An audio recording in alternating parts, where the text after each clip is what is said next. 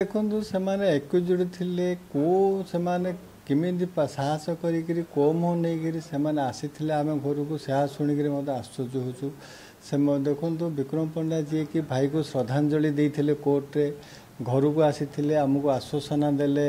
मुख्य आसामी को धरियापाई आमको प्रतिश्रुति देते मदन दली दिथर आसी किंतु आमे आश्चर्य चकित से आम घर को आसुँच जी कि निजे दोषी सी आमको आसिक आम आश्वासना दौरान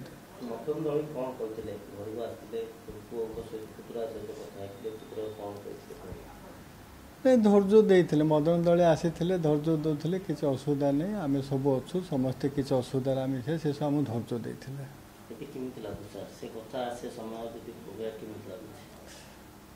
आज डेट विश्वास होनी जे से निजे दोषी हुई आम पाखक आसी देटा आमर कल्पनार बाहर अच्छे आज पर्यंत आम निजक निजे विश्वास करूँ निजे निजे आम माने चिंता जदि करूँ आम आज आम मर्माहत हो सर आ गोटे कथा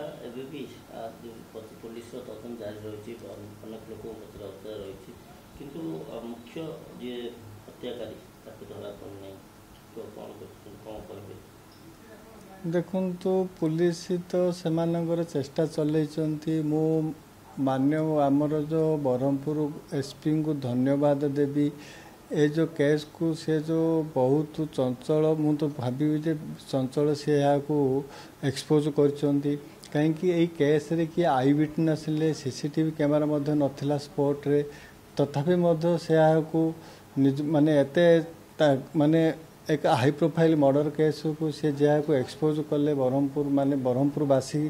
को निश्चित रूपे धन्यवाद देवे आम परिवार धन्यवाद दौचु एवं से कहया प्रकार एवं पर्यंत तदंत सरीनी आहरी 2 जन आसामी जी कि मुख्य आसामी 2 जन एवं पर्यंत फेरार अच्छा पुलिस तो से धरियापाई बोलिकी से चलती आहरी इन्वेस्टिगेशन चली इन्वेस्टिगेशन तो आहरी चली इन्वेस्टिगेशन सरीनी तेणु बर्तमान पर्यंत जहाँ कि पुलिस प्रशासन एवं सरकार आम जहाँ कि न्याय देते से मु आम परिवार समस्त खुशी मु एसपी सार को अनुरोध करुच्ची मु आम परिवार तरफ ब्रह्मपुरवासी तरफ जेते शीघ्र हम मुख्य आसामी को जो मैंने 2 जन फेरार अच्छी धरतु एवं तांको द्वारा जदि आउ किछि पाउछि जे कि मुख्य आसामी जे कि आर सूत्रधर से तुरंत गिरफ्तार माने गिरफ्त करंतु एवं ता व्यतीत चार्जसीट एते स्ट्रांग चार्जसीट बनातु जेपरी कि एमान को जो माने जो ए जो दोषी अच्छा से दृष्टांतमूलक दंड मिलू जो गणमाध्यम शुणा पाइलु जो जहाँ कि जो 44 जन वकील पिटिशन फाइल वकालतनामा फाइल कर द्वारा आम गोटे लोकलोचन को आमर जो साधारण कथा गोटे आसी पंडित पुओ मांकड़ मारले पाप नाई